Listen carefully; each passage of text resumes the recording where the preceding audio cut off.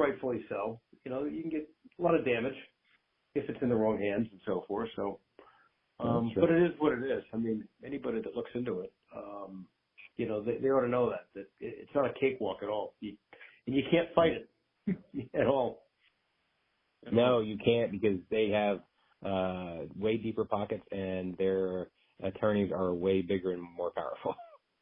Yeah, no, it's a challenge. There's no question about that. It's a challenge. But it works. It hasn't kept anybody at bay. I mean, we're still all the brewers. It's a problem, and nobody really enjoys it, but it hasn't scared anybody away either. So there you go. Yeah. Well, so you opened since 2012 now. What keeps you up at night, and what keeps you going? The industry keeps me going. We have a terrific clientele. Customers are fantastic. The folks that we sell into, the bars, the restaurants, the retail stores. I'm mainly talking about Connecticut now. They're just really, really, really wonderful individuals. They care a lot about our industry. They want to help us. So that's what really keeps me going. I love brewing beer. No problem putting hoses away, squeegeeing floors down. It's part of the business, sanitizing a tank, cleaning a tank. If you don't love doing that kind of stuff, you're in the wrong business. That's for sure. Mm-hmm. For sure. Keeping me up at night is just keeping, again, I don't know what your other podcasts have revealed, but staffing has just been an impossibility after COVID, during and after. Very difficult to get anybody with any kind of sting power in the brewery itself. Most people think it's fun working in the beer industry until they work in the beer industry. You find out it's a real job. So that's been a tough one. That and, quite frankly, the outside distribution where the tap rooms have done amazingly well throughout Connecticut with all the breweries. I think I could say that for all the breweries. But distribution, the bars and the restaurants in Connecticut really haven't come back with a vengeance, certainly not at pre-pandemic numbers. A lot of the restaurants are closed on Mondays and Tuesdays now. That was never the case before. A lot of the kitchens are closed at 9 o'clock due to staffing. So as a result, if they're not open Monday and Tuesday, you're not selling beer on Monday and Tuesday. If the kitchen's closed at 9, you're probably done with your meal by 9:30, quarter to 10, so you're not drinking beer at 11, 12 o'clock at night. So all of those little things, I think, have hurt outside distribution. We just have not quite gotten back to our numbers. We were growing by leaps and bounds. And we're at pre-pandemic numbers, which isn't bad, but we had that hockey stick thing going. I kind of like that growth. And we have the space. I could put more tanks on the floor here. It's all plumbed with glycol. My boiler would, everything I've got here is plumbed for more tanks. But I don't want to I'd rather be chunky with the tanks I've got than have a bunch of tanks on the floor that aren't full. Right.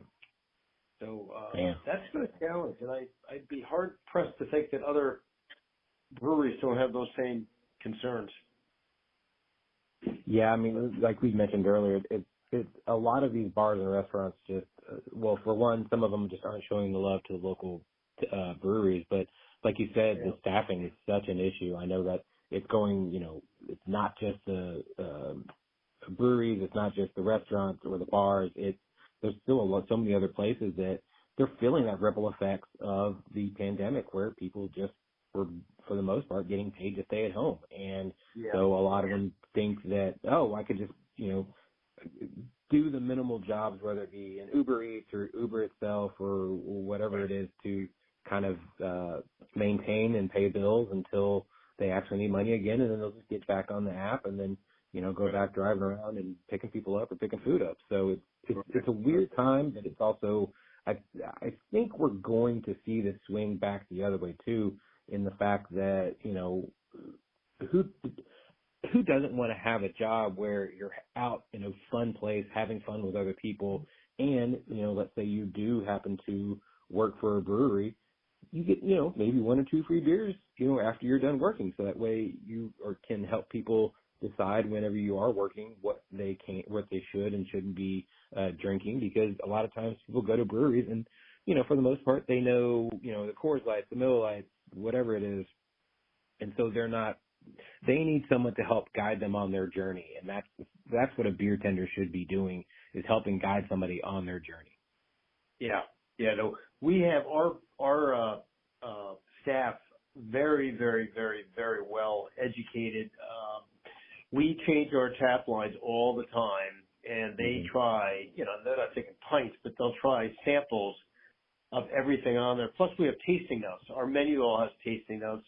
We ask them to be totally boned up before they come in, because they have a new beer on draft that wasn't on draft the last time they were here, and they need to know. I mean, the big thing when folks come in here, they may come in and say, I want something like a Blue Moon, and they don't know what a Blue Moon is.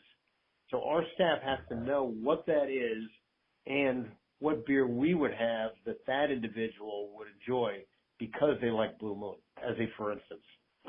Right. So they're really, really good. Really, really good. I think the other thing with us that really helps our tap room is we're very, very community minded. There's never a time that we're not doing something for a local nonprofit here in town. Once a quarter, we're donating to them. We're always making our tap room available to them for free for meetings. We just did a coat drive. We had over 300 coats brought in. It was phenomenal. We wrote out, we have Dream Come True. We have a car show here twice a year. All the money goes to that association. We have a cancer survivor spot here in town. Once a year, we have a drive for that. So, I mean, I can go on and on and on. But we're very, very community-minded. Really give back to the community all the time. Even during COVID, when we were losing money, we still continue to do that. And I think people appreciate it. Yeah, I think people think of breweries almost like they do bars, where people just go there to get drunk, and it's not, it's for the not best people in the world or whatever. When in fact, it's the exact opposite. If people go there, yeah, they're going to enjoy brews and whatever, but it's a community hub for people. People go there because they haven't seen each other in a long time, or celebrating birthdays, or I've been to so many kids' birthday parties that have been at breweries because, it's for the kids, but at the same time, the adults all have to have fun as well. And there's so many, like you said, you guys are doing so many great things for not only the community, but for other organizations that are helping other people. And, I think people need to start looking at breweries not just as a place for drunkards, but it's a place for the community to really come together. And, I know I've done charities out of a brewery as well. And so there is that hub for the community that I think a lot more people need to just reevaluate the way they look at breweries. Yeah. No, Danbury considers us a pub or a public house. It's exactly as you just described, where people come in. I mean, the joke is they come in as strangers and leave with a friend or two. I mean, everybody here is talking. The buzz here is phenomenal. When I look down and just listen, the buzz is phenomenal.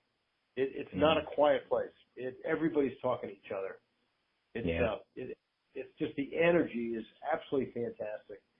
And then we have my wife comes up. She actually manages the front end, the tap room, but she happens to be a really good baker. And every weekend she's bringing bread and cookies and brownies and cakes and pies, and so we're kind of known as the place where you come for the beer but you stay for the dessert.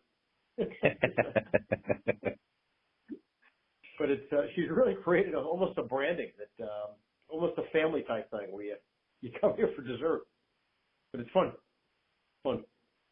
Well, you got to start pairing beer with her desserts. Is what it sounds like. We've done that. She's put. We have a stout that she'll put a scoop of ice cream into. It got so popular. I have a button on the POS machine for it. Crazy, crazy. That's her. But it's been fun. Been a lot of fun. Been a lot of fun. What's the best baked good? What's your favorite baked good that she makes? Well, she makes a lot of different things. I would say her breads are probably the thing she's known best for. She does a zucchini bread, a pumpkin bread, a banana bread.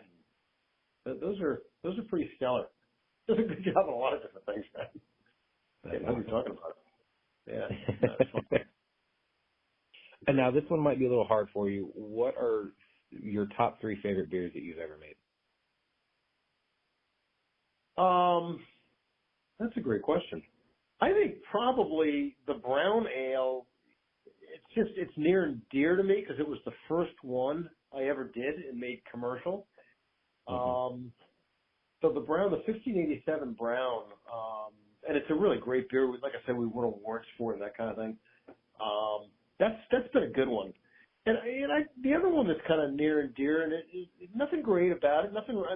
We do a great job with it. Is the Wadsworth India Pale Ale. It's a traditional West Coast style India Pale Ale IPA. When I say nothing special, it's transcended time. It used to be, I don't know, maybe 10 years ago when everybody wanted a big bitter. They wanted 120 IBUs and on and on and on. My Wadsworth was always well balanced. And I had other ones that I could compete with the big IBUs and the big hoppy thing, but the Wadsworth was always well balanced between the malt and the hop.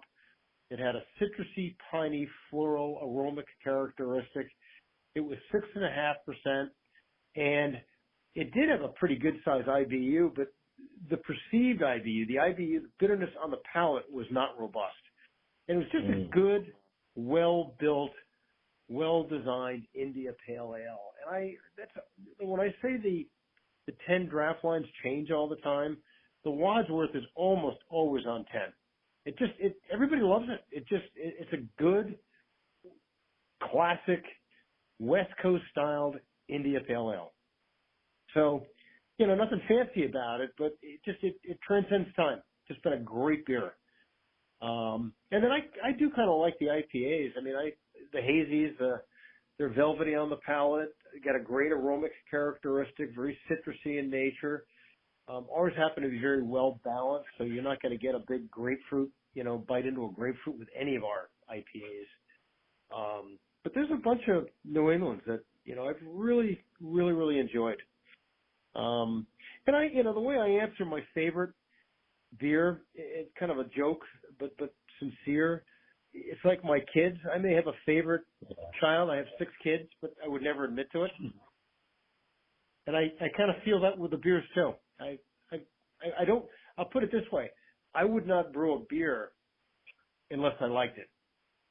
For instance, I have never done a pumpkin beer, and I'm not going to say never because never is a long time, but you would really have to convince me big time for Charter Oak to produce a pumpkin beer.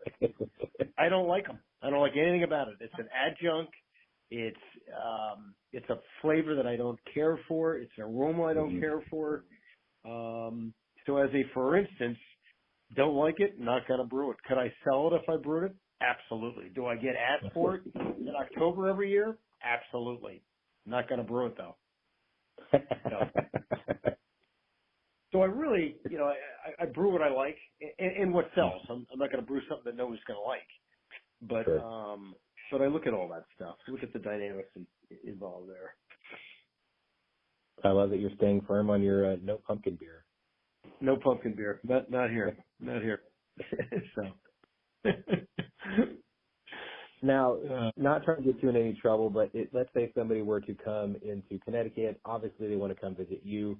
What are 5 breweries or your kind of favorites in your area that you would recommend people go check out? Well, what we do, selfishly, and my wife always shoots me for doing this, I have a beer trail that I'm very, very proactively promoting, and it's called the 7 on 7 in 7. And I do this when I go all around Connecticut because I want people to visit Charter Oak. And to come all the way to this side of Connecticut, we're right on the New York border, might be a little bit of a stretch if you're on the other side of Connecticut. But my out is, would you come if there were a bunch of us and you could spend a day on this side of the state. And normally that